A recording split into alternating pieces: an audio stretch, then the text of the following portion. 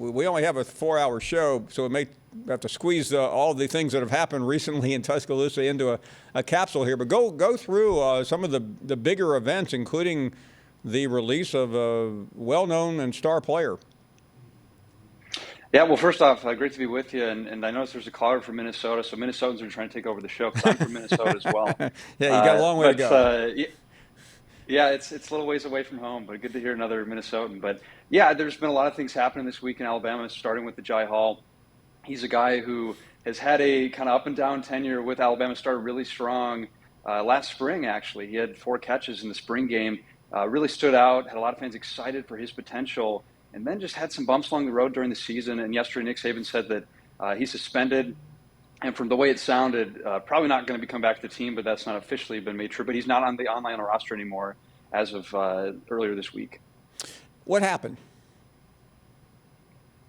I mean, I think it's an accumulation of things because even Nick Saban was asked about, can he work his way back? And in his statement, he talked about, he violated team rules, whether it's academic, whether it's other things. Like Nick Saban, it sounded like there's a list, the way he talked about it. So I don't think it was a one-time incident. I think it's just an accumulation. Like Nick Saban talked about respect. Like respect was not where it needed to be. And even during the year talking about where the preparation was not what it needed to be.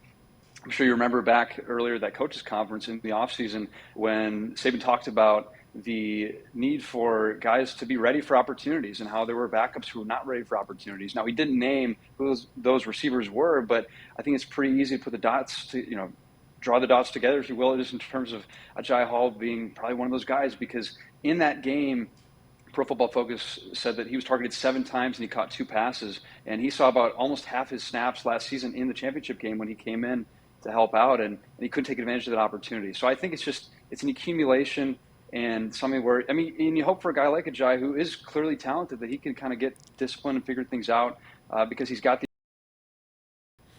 Nick, this happens when you recruit talented players and the competition is extreme, but it seemed like we heard this last year, if I remember, with Billingsley, a player that just wouldn't seem to conform. And I'm not trying to make too much out of a couple of instances because I'm sure there are always more than we ever hear about. But are these outliers, or is this just the way college football is?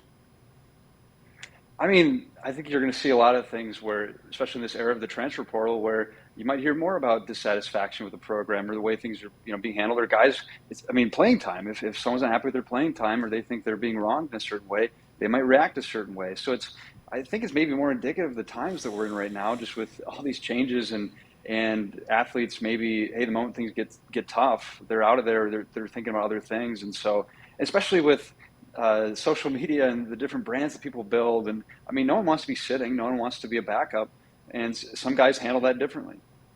Nick, in terms of camp, this is a talented team. It's always talented. You've got 2 of the best players, if not the 2 best players in the country. What else are you sensing from camp with another week and change to go before this scrimmage? Yeah, Nick Saban's always going to talk about the things he still wants to see from a team, but also, he's complimented this team. He said there's no complainers on this team after the first scrimmage, and that's some high praise for him to say that, and talking about just, hey, the team's not where it needs to be yet, but he's seen a lot of improvements. And so, yeah, it's a team that, like you said, when you got cornerstones like Bryce Young, Will Anderson, you're going to be in a pretty good spot. But right now it's about figuring out who the guys are going to be around them. It's developing that young receiver group that has to replace the loss of Jamison Williams, replace the loss of John Mechie, Slade Bolden. And so developing that chemistry with Bryce Young. And then also getting like the offensive line. Evan Neal is a top draft prospect right now. That's a big piece to lose. And this, Alabama's used to losing talent going to the draft. And so this is nothing new, but it's just another offseason that's seeing, okay, who's going to be the guys that are moving in.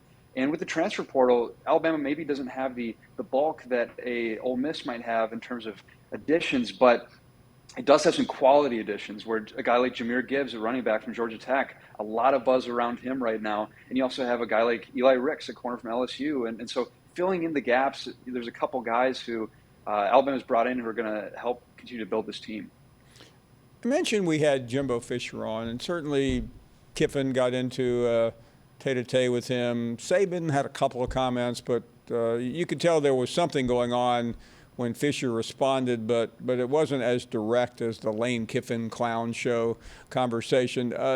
Has Nick Saban had much to say about NIL and the portal and what we talk about here every day?